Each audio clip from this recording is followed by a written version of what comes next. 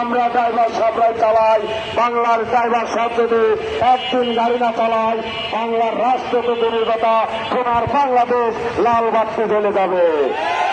তাহলে কেন আমাদেরকে এইভাবে অবহেলিত বঞ্চিত করা হয়? এটার জবাব আমরা রাষ্ট্রের কাছে চাই।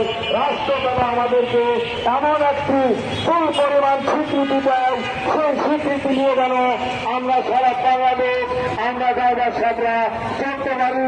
আমাদেরকে যাতে কেউ বলতে পারবে না আমরা ঘাতক, আমরা অবহেলিত, আমরা ভুয়া, এইসব কথা যেন কেউ না বলতে পারে।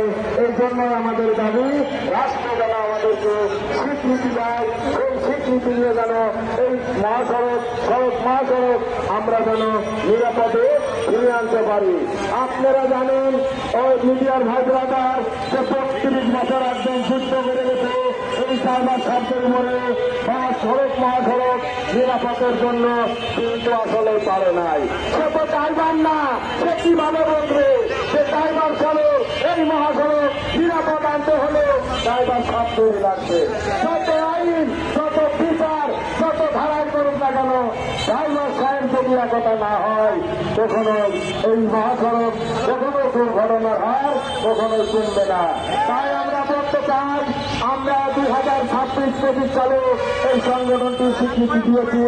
আমরা এই সংগঠন নিয়ে সারা বাংলাদেশ চলতেছি।